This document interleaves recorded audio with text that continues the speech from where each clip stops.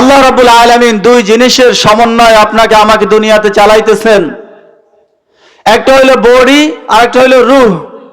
একটা বডি আর একটা রূহ, এই দুই জিনিসের সমন্বয় আল্লাহ রাব্বুল আলামিন দুনিয়াতে আপনাকে আমাকে চালাইতেছেন। যখন আল্লাহ রাব্বুল আলামিনের নির্দেশ আইসা যাবে, তো আমার রূহ আল্লাহটাকে সাড়া দিয়ে আল্লাহর কাছে চলে যাবে। আর এই মাটির দেহ, এটা যেহেতু মাটির দ্বারাই তৈরি হয়েছে, নাকি? মাটির জিনিস আমি খাইলাম, ধান মাটির থেকে হয়, আপেল কমলা যা কিছু সব তো মাটির থেকেই হয়। তো মাটির তৈরি মাটির বানানো জিনিস খাইয়া যে দেহটা তৈরি হবে, যখন ভিতরে রূহ না থাকবে, তো ওই মাটির দেহ মাটির সাথে আবার কি হয়ে যাবে? বিলীন হয়ে যাবে, মিশে যাবে। তো রাসূলুল্লাহ সাল্লাল্লাহু আলাইহি ওয়াসাল্লাম মক্কার মুশরিকদেরকে যখন এই দাওয়াত দিতেছিলেন যে দুনিয়ার মানুষেরা তোমরা আল্লাহ রাব্বুল আলামিনের ইবাদত করো, তো কাফের মুশরিকরা বলে যে আল্লাহর ইবাদত করলে কি হবে? তো রাসূল সাল্লাল্লাহু আলাইহি ওয়াসাল্লাম বললেন, যদি তুমি আল্লাহর ইবাদত কইরা দুনিয়া থেকে যাইতে পারো, মওতের পরে আল্লাহ রাব্বুল আলামিন চিরস্থায়ী জান্নাত তোমার তকদিরে লিখে দিবেন। আর যদি তুমি নেক আমল নিয়ে না যাইতে পারো, তোমার আমল যদি খারাপ হয়, তাইলে তোমার এই আমল তোমাকে জাহান্নামের দিকে নিয়ে যাবে। তো মক্কার কাফের মুশরিকরা রাসূল সাল্লাল্লাহু আলাইহি ওয়াসাল্লামকে প্রশ্ন করলেন যে আমাদের বাবারা, আমাদের দাদারা, তার পূর্বের মানুষ কত মানুষ তো কত আগে দুনিয়া ছেড়ে চলে গেছে, তাদের কোনো অস্তিত্ব তো পৃথিবীর কোথাও আমরা খুঁজে পাই না। কত মানুষ সমুদ্রের মধ্যে ডুবে মরে গেছে, কত মানুষ আগুনে পুড়ে মরে গেছে, যায় কি যায় না? তো কাফেররা বলে, যেরকম মানুষ কত পূর্বপুরুষ আমাদের থেকে চলে গেছে, তাদেরকে আল্লাহ রাব্বুল আলামিন আবার কিভাবে উঠাইবেন, আর কিভাবে তাদেরকে জান্নাত দিবেন, কিভাবে তাদেরকে জাহান্নাম দিবেন? তো আল্লাহ রাব্বুল আলামিন সূরাতুদ দাহারের মধ্যে এই কথাগুলো জানাই দিয়েছেন। هل أتى على الإنسان حين من الدهر لم يكن شيئا مذكورا هل أتى على الإنسان حين من الدهر لم يكن شيئا مذكورا। আল্লাহ রাব্বুল আলামিন জানাই দিচ্ছেন যে আল্লাহ রাসূল আপনি তাদেরকে জানাই দেন, হাল আতা আলাল ইনসানি হিনুম মিনাদ দাহর,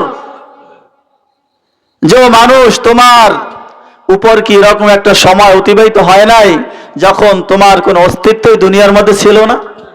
ছিল না কি ছিল না বলেন? আমার আপনার বয়স যদি 50 বছর হয়, তাইলে 51 বছর 52 বছর আগে আপনার আমার অস্তিত্ব সম্পর্কে ধারণা ছিল কারো? কারো বয়স যদি 100 বছর হয়, তাহলে 101 বছর 102 বছর আগে তার অস্তিত্ব সম্পর্কে কোনো মানুষের ধারণা ছিল? ছিল না। তাহলে আল্লাহ রাব্বুল আলামিন কিভাবে এই অস্তিত্ব তৈরি করলেন?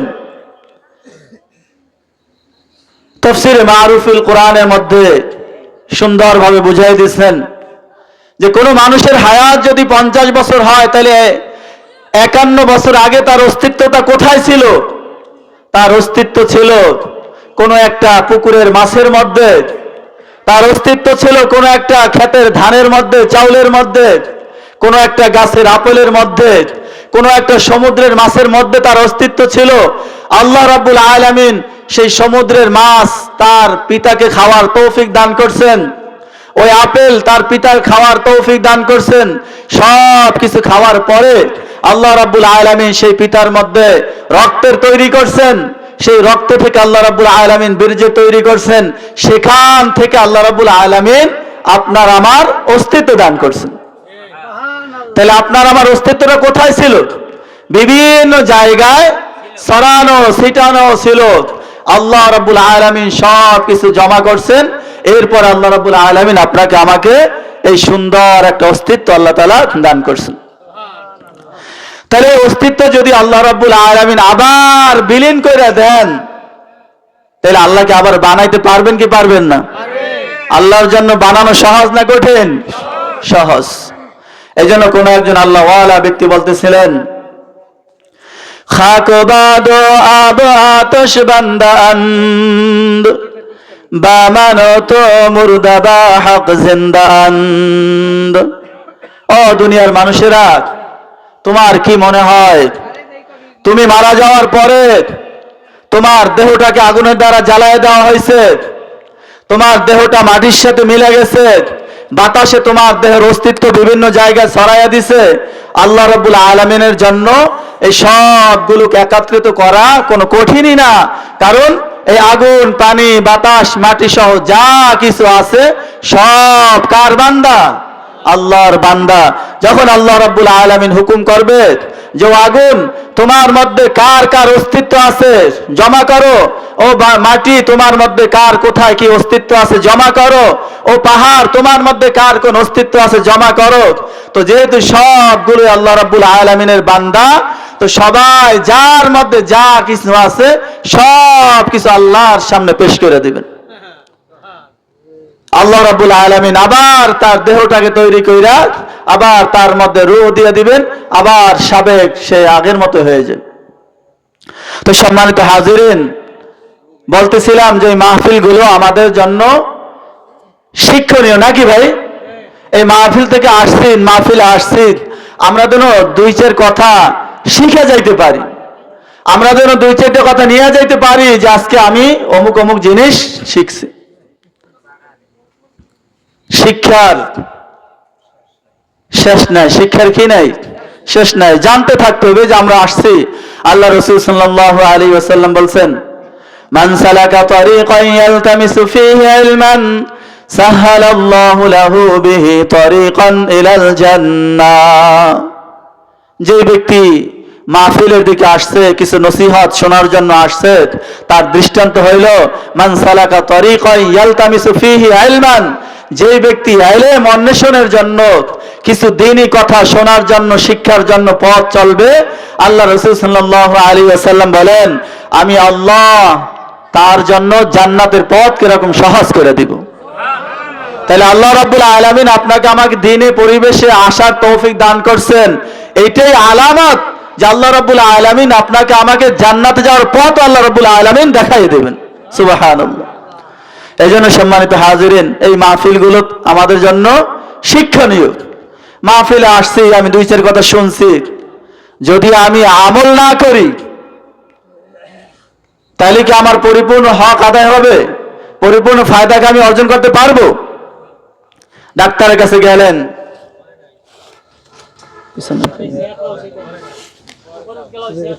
আচ্ছা একটু পরে দিল, সমস্যা নেই, বলছে যে তোমার যে সমস্যা, এই সমস্যার সমাধানের জন্য তোমাকে এই জিনিস করতে হবে। আপনি ডাক্তারের কথা খুব মনোযোগ সহকারে শুনছেন, কিন্তু বাড়িতে আইসা একটা আমলও করলেন না আর ঔষধও খাইলেন না, ভালো হইবে না। এই জন্য ডাক্তারের কথাও শুনতে হইবে, আবার যেইভাবে বলে ওইভাবে আমল করারও চেষ্টা করতে হবে। আমলের করার জায়গা হলো দুনিয়া, আমল করার জায়গা কি? দুনিয়া। দুনিয়া হলো দারুল আমল, দুনিয়া কি? দারুল আমল। আমরা সবাই ঘটনা জানি যে ফেরাউন ছিল অত্যন্ত জালেম একজন বাদশা, আমরা সবাই জানি না ঘটনা? তো ফেরাউন মুসা আলাইহিস সালামের জাতি বনি ইসরাইলকে হার লাইনেই কষ্ট দিচ্ছে, জুলুম করছে, নির্যাতন করছে। এক পর্যায়ে আইসা বনি ইসরাইল তথা মুসা আলাইহিস সালামের সম্প্রদায়ের যে ইবাদত খানাগুলো ছিল, ওই ইবাদত খানাগুলো পর্যন্ত জ্বালায়া শেষ করে দিচ্ছে, মাটির সাথে মিলাই দিচ্ছে। এরপরে আল্লাহ রাব্বুল আলামিন, এরপরে মুসা আলাইহিস সালাম আল্লাহর কাছে দোয়া করছেন যে আল্লাহ, এমন এক ফেরাউনের রাজত্বের মধ্যে বসবাস করি, জালেমের রাজত্বের মধ্যে আছি, যে জালেম শান্তিতে থাকতে দেয় না তো দূরের কথা, তোমার ইবাদত করার যে জায়গা আছে সেই জায়গা পর্যন্ত নষ্ট করে দিছে, কাজেই তুমি তাকে ধ্বংস করো। তা আল্লাহ রাব্বুল আলামিন হযরতে মুসা আলাইহিস সালামের দোয়া কবুল করলেন। قال قد أجيبت دعوتكما فاستقيما ولا تتبعان سبيل الذين لا يعلمون قال قد أجيبت دعوتكما আল্লাহ রাব্বুল আলামিন বললেন যে হে মুসা আর হারুন, তোমাদের দোয়া আল্লাহর পক্ষ থেকে কবুল হয়ে গেছে। ফাস্তাকিমা, দোয়া কবুল হয়েছে ঠিক, কিন্তু এরপর ইস্তেকামাত থাকো, অপেক্ষায় থাকো, তাড়াহুড়া করো না। ওয়ালা তাত্তাবিআন্নি সাবিলাল্লাযিনা লা ইয়ালামুন, ওই সমস্ত মানুষদের মতো হবে না যারা দোয়া কইরা সাথে সাথে আসমানের দিকে তাকায় যে আমি আল্লাহর কাছে এত টাকা চাইলাম, কই দেখি আসতেছে কিনা, আমি আল্লাহর কাছে এই জিনিসটা চাইলাম দেখিনি এখনো আসে না কেন। এরকম হয় না। ফাস্তাকিমা, ধৈর্য ধারণ করে থাকো, অপেক্ষায় থাকো। এই জন্য আল্লাহ রাব্বুল আলামিন, বান্দা যখন আল্লাহর কাছে কোনো জিনিসের দোয়া করে, তা আল্লাহ রাব্বুল আলামিন বান্দার প্রত্যেকটা দোয়াই আল্লাহ রাব্বুল আলামিন কবুল করেন। কিন্তু আল্লাহ বলেন ফাস্তাকিমা, একটু অপেক্ষা থাকতে হবে, একটু কি করতে হবে? অপেক্ষা করতে হবে। কিয়ামতের ময়দানে আল্লাহ রাব্বুল আলামিন বান্দাকে উঠাইবেন আর দেখাইবেন যে ও বান্দা, দুনিয়ার হায়াতে তুমি আমার কাছে এই জিনিস চাইছিলা, দোয়া করছিলা, কিন্তু আমি তোমাকে দুনিয়ার মধ্যে দোয়ার প্রতিক্রিয়া, দোয়ার ফল আমি তোমাকে দেই নাই। কিন্তু আমি আল্লাহ তোমার একটা দোয়াও নষ্ট করি নাই, সব আমি আমার ভান্ডারে সংরক্ষণ করে রেখে দিছি। আর বান্দাকে যখন বলা হবে তুমি অমুক তারিখ অমুক দিনে দোয়া করছিলা, আমি দুনিয়াতে তোমার সেই দোয়ার প্রতিফল দেই নাই, আর এই দোয়াকে আমি আখিরাতে সংরক্ষণ করে রেখে দিছি, তার বিনিময়ে তুমি জান্নাতের বিশাল এক বালাখানা তুমি পাইয়া গেছো। অমুক দোয়া তুমি করছিলে, আমি কবুল করছি, কিন্তু দুনিয়াতে দেই নাই, তার বিনিময়ে তুমি জান্নাতের বিশাল আরেকটা বালাখানা পাইয়া গেছো। তো বান্দাকে যখন এরকম প্রত্যেকটা দোয়ার প্রতিফল দেখায় আল্লাহ রাব্বুল আলামিন জান্নাতের মর্যাদা দান করতে থাকবে, তো বান্দা বলবে যে হায় হায়, দুনিয়াতে যদি আমার একটা দোয়াও কবুল না হইয়া সব যদি আখিরাতের জন্য রাখা হইতো, তাহলে আজকে আমার মর্যাদা কত বাইরে যেত। এই জন্য সম্মানিত হাজিরিন, আল্লাহ রাব্বুল আলামিনের কাছে কি করা? দোয়া করা। আল্লাহ রাব্বুল আলামিন ছাড়া দোয়া করা আর কোনো জায়গা আছে? আপনি আল্লাহর কাছে দোয়া করলেন যে আল্লাহ আমার এই সমস্যা, আল্লাহ রাব্বুল আলামিন সংরক্ষণ করে রেখে দিয়েছেন, আপনার দোয়া কবুল হইতেছে। দুনিয়াতে যদি নাও পান, আখিরাত আল্লাহ রাব্বুল আলামিন এগুলো রেখে দিয়েছেন। তো যাই হোক, বলতেছিলাম ফেরাউন এই নির্যাতন করার পরে মুসা আলাইহিস সালামের বদদোয়ার মধ্যে যখন পড়ে গেছে, তো আল্লাহ রাব্বুল আলামিন মুসা আলাইহিস সালামকে নির্দেশ দিয়েছেন যে তুমি তোমার স্বজাতি ঈমানদার বান্দাদেরকে নিয়ে নীল দরিয়া পার হইয়া অপর দেশে চলে যাও, সেখানে তুমি আল্লাহর ইবাদত করতে পারবা। ওয়াজাওয়াজনা বিবানি ইসরাঈল আল বাহরা ফাআতবাহুম ফিরআউন ওয়া জুনুদুহু বাগয়াও ওয়া আদওয়া। আল্লাহ বলেন, তারা যখন সমুদ্রে পাড়ি গিয়ে উপস্থিত হয়েছে, ওয়াজাওয়াজনা বিবানি ইসরাঈল আল বাহরা, আমি বনি ইসরাইলকে সমুদ্র পার করার ব্যবস্থা করে দিছি। আল্লাহ রাব্বুল আলামিন সমুদ্রের মাঝখান দিয়ে রাস্তা তৈরি করে দিয়েছেন। তাহলে বলছিলাম কি, পানি এটা কার বান্দা? আল্লাহর বান্দা। আল্লাহ রাব্বুল আলামিন যখন বলছে যে আমার বান্দারা তোমার উপর দিয়ে পার হবে, কাজেই তুমি জায়গা স্থির হয়ে যাও, মাঝখান থেকে রাস্তা করে দাও, তো পানি আল্লাহর কথা শুনছে কি শুনে নাই? শুনছে। তো বনি ইসরাইল মুসা আলাইহিস সালাম যখন পার হয়ে গেছে ওপারে, তো ফাআতবাহুম ফিরআউন ওয়া জুনুদুহু বাগয়াও ওয়া আদওয়া। তো ফেরাউন তার দলবল সহ বলে যে রাস্তা তো আমি তৈরি করছি, এটা আমার জন্যই তৈরি হয়েছে, কাজেই বনি ইসরাইল এবং মুসা আলাইহিস সালাম যেরকম পার হয়ে ওপারে চলে গেছে, তোমরাও নেমে যাও, এই রাস্তা দিয়ে তোমরাও পার হইতে পারবা। হাত্তা ইযা আদরাকাহুল গরক قال آمنت أنه لا إله إلا الذي آمنت به بنو إسرائيل وأنا من المسلمين। তো যখন তারা সমুদ্রের মাঝখান দিয়ে চলতে শুরু করছে, সমুদ্রের মাঝামাঝি যখন গেছে, তো আল্লাহ রাব্বুল আলামিন পানিকে নির্দেশ দিয়েছেন যে এখন তোমরা আগের মতো সেই তুফানওয়ালা সমুদ্রের রূপ ধারণ করে বসো। তো ফেরাউন ডুবতেছিল, হাত্তা ইযা আদরাকাহুল গরক, ফেরাউন চুবানি নাকানে চুবানি খাইতেছিল। আর ওই সময় সে কি বলতেছিল? ওই সময় সে বলতেছিল যে আমি ঈমান আনলাম ওই আল্লাহর উপর, যে আল্লাহর উপর ঈমান আনছে বনি ইসরাইল, এই কথা সে বলতেছিল, এরকম একটা সময় জিবরাইল আলাইহিস সালাম আইসা ওই ফেরাউনের মুখের মধ্যে কাদা মাইরা দিছে আর বলছে, আল আনা ওয়া কাদ আসাইতা ক্বাবলু ওয়া কুনতা মিনাল মুফসিদিন। আল আনা মানে হইলে এখন, এখন তোমার সংশোধনের সময় কি মাত্র হয়েছে?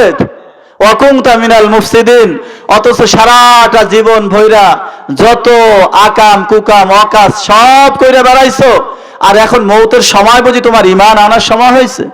না, আল্লাহ রাব্বুল আলামিনের কাছে ঈমান গ্রহণযোগ্য হবে না। তাহলে এখান থেকে আমরা একটা কথা শিখতে পারি, সেটা হইল যে আল্লাহ রাব্বুল আলামিন, রাসূল সাল্লাল্লাহু আলাইহি ওয়াসাল্লাম বলেন যে আল্লাহ রাব্বুল আলামিন বান্দার জন্য তওবার দরজাকে খুলে রাখছেন। তওবা করতে থাকে আল্লাহ রাব্বুল আলামিন, তওবা কবুল করতে থাকেন। কিন্তু বান্দার হায়াত যখন শেষ পর্যায়ে চলে আসে, যেমন ফেরাউন একেবারে হায়াতের শেষ পর্যায়ে এসে কি বলে যে আমি ওই আল্লাহর প্রতি ঈমান আনছি যে আল্লাহর প্রতি ঈমান আনছে বনি ইসরাইল এবং মুসা আলাইহিস সালাম। তার ঈমান যেরকম গ্রহণযোগ্য হয় নাই, ঠিক তদ্রূপ রাসূল সাল্লাল্লাহু আলাইহি ওয়াসাল্লাম বলেন যে বান্দার তওবা আল্লাহ কবুল করতে থাকেন, কিন্তু যখন গড়গড়ায় মউত এসে যায়, একেবারে মৃত্যু যখন তার কাছাকাছি চলে আসে,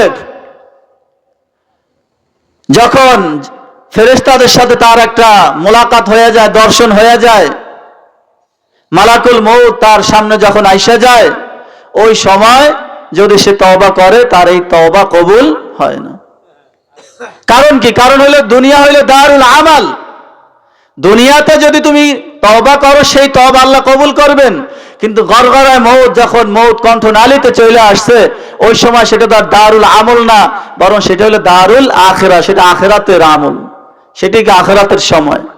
কাজেই রাসূল সাল্লাল্লাহু আলাইহি ওয়াসাল্লাম বলছেন যে গড়গড়ায় মউতের পূর্বে, অর্থাৎ একেবারে শেষ মুহূর্ত মুমূর্ষু অবস্থার পূর্বে যদি কোনো ব্যক্তি আল্লাহর কাছে তওবা করে, আল্লাহ রাব্বুল আলামিন তার তওবা কবুল করেন।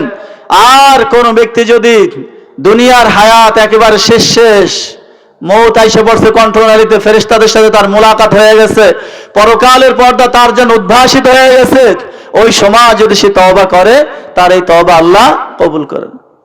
এজন্য মুহাদ্দিসিনে কেরাম, মুফাসসিরিনে কেরাম বলছে, যদি কোনো বান্দা সারা জীবন সে শিরকের উপর থাকে, মুশরিকি থাকে, গুনাহের উপর থাকে, আর এরকম একটা মুহূর্তে যদি সে তওবা করে, আল্লাহর কাছে তওবা যেরকম কবুল হয় না, খোদা না খাস্তা, আল্লাহ না করুন কোন বান্দা যদি সারা জীবন ইসলামী আমলের উপর থাকে, মুমিনদার ঈমানদার অবস্থায় থাকে, আর এই সময় মউতের একেবারে আগ মুহূর্তে যদি তার দ্বারা ঈমানের খেলাফ কোনো কথা বেরো হয়ে যায়, তার ঈমানও ক্ষতিগ্রস্ত হয় না। কথাটা কি বুঝাইতে পারছি? তাইলে আল্লাহ রাব্বুল আলামিন মস্তিষ্ক সুস্থ রাখা অবস্থায় আখিরাতের দৃশ্য বলি নিজের সামনে উদ্ভাসিত হওয়ার আগে যে আমলগুলো আমরা করি, সেই আমলগুলোই আল্লাহর কাছে গ্রহণযোগ্য হবে। তো বলছিলাম আল্লাহ রাব্বুল আলামিন অনেক সময় বান্দার তওবা, বান্দার দোয়া কবুল করতে একটু সময় অপেক্ষা করার জন্য বলেন, যেরকম মুসা আলাইহিস সালাম বলছিলেন।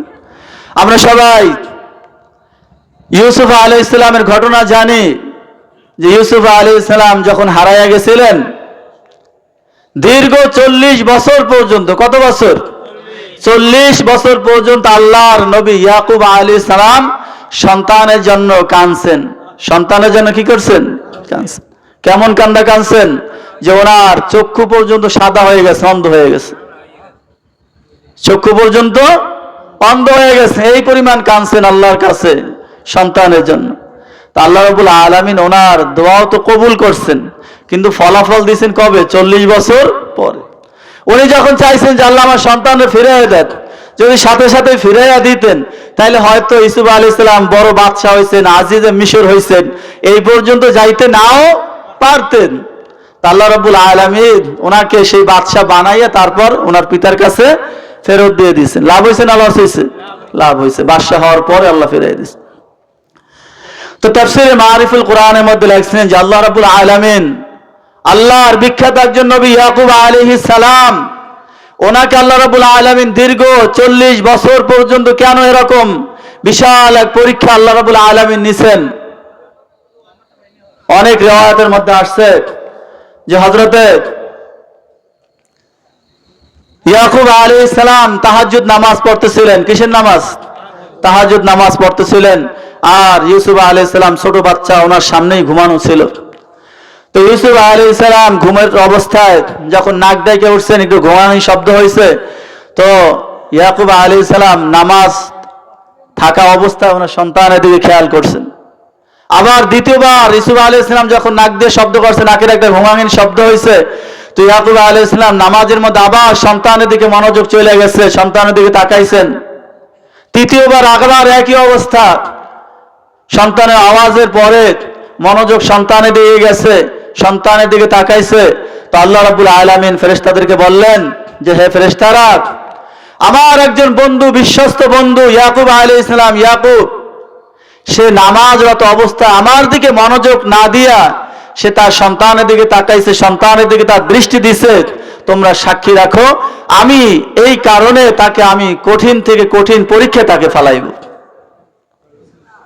এই জন্য 40 বছর পর্যন্ত, যেহেতু উনি অনেক বড় মানুষ ছিলেন, রাস্তার একজন মানুষ যদি কাউকে একটা গালি দেয়, তার যে ওজন, একজন এমপি, মন্ত্রী, একজন বড় আল্লাহওয়ালা ব্যক্তি যদি গালি দেয়, তার দুইটার ওজন কি এক? আল্লাহওয়ালা ব্যক্তির মুখ দিয়ে যদি একটু খারাপ বের হয়, তাহলে মানুষ বলবে যে এত বড় আল্লাহওয়ালা ব্যক্তি, সে কেমন এটা করলো। তো আল্লাহর নবী ইয়াকুব আলাইহিস সালাম, সে তো আল্লাহর অনেক বড় বন্ধু। এই জন্য আল্লাহ রাব্বুল আলামিনের কাছে ওনার ছোট ভুলও আল্লাহর কাছে অনেক মারাত্মক আকারে দেখা দিছে। আয়েশা সিদ্দিকা রাদিয়াল্লাহু তাআলা আনহা রাসূল সাল্লাল্লাহু আলাইহি ওয়াসাল্লামকে জিজ্ঞেস করলেন যে আল্লাহ রাসূল, নামাজের মধ্যে এদিক সেদিক তাকানো কেমন অন্যায়? তো রাসূলুল্লাহ সাল্লাল্লাহু আলাইহি ওয়াসাল্লাম বললেন যে নামাজের মধ্যে এদিক সেদিক তাকানো হইল নামাজকে চুরি করে নিয়ে যাওয়ার মতো। নামাজকে চুরি করে নিয়ে যাওয়ার মতো, অর্থাৎ তার নামাজ চুরি হয়ে গেছে, সে মাত্র একটা ছবি, একটা ভাব নিয়ে এসে বসে রয়েছে। তার দৃষ্টি এদিক সেদিক যাওয়ার কারণে তার নামাজ, মূল যে শক্তি, সেই শক্তি তার থেকে চলে গেছে। এই জন্য মুহাদ্দিসিনে কেরাম বলছে, দাঁড়ানো অবস্থায়, কি অবস্থায়? দাঁড়ানো অবস্থায় আমার চোখের দৃষ্টি থাকবে সেজদার জায়গার দিকে। কোন দিকে? সেজদার জায়গার দিকে আমার দৃষ্টি থাকবে। আর রুকু অবস্থায় আমার চোখের দৃষ্টি থাকবে বৃদ্ধাঙ্গুলির, দুই যে পা আছে, পায়ের বৃদ্ধাঙ্গুলির দিকে। রুকু অবস্থায় পায়ের আঙ্গুলের দিকে, সেজদা অবস্থায় নাকের দিকে, বসা অবস্থায় দুই হাতের দিকে। এইভাবে দৃষ্টিকে হেফাজত কইরা যে ব্যক্তি নামাজ পড়বে, আল্লাহ রাব্বুল আলামিন তার প্রকৃত নামাজের যে ফায়দা, সেই ফায়দা আল্লাহ রাব্বুল আলামিন দান করবেন। আশরাফ আলী থানভী রাহমাতুল্লাহ আলাইহি বলছেন, এই নজরের হেফাজতের সাথে সাথে তুমি যা কিছু পড়বা, সূরা ফাতিহা পড়বা, ধ্যানের সাথে পড়বা যে আমি আলহামদু বলতেছি, লিল্লাহি বলতেছি, রব্বিল আলামিন বলতেছি, বেখেয়ালির সাথে না, মুখস্থ আছে গড়গড়ায় মাইরে দিলাম, এরকম না। রুকুর মধ্যে তুমি সুবহান রাব্বিয়াল আযীম পড়তেছো, খেয়াল করে পড়ো যে আমি সুবহানা বলতেছি, রব্বিয়া বলতেছি, আযীম বলতেছি। সিজদার মধ্যে তুমি যাও, সিজদার মধ্যে সুবহান রাব্বিয়াল আলা খেয়াল করে বলো। এইভাবে যদি প্রত্যেকটা তাসবিহাত তুমি খেয়াল করে পড়ো, তাহলে আল্লাহ রাব্বুল আলামিন তোমার নামাজের মধ্যে খুশু, খুজু, ইতমিনান আল্লাহ রাব্বুল আলামিন দান করবেন।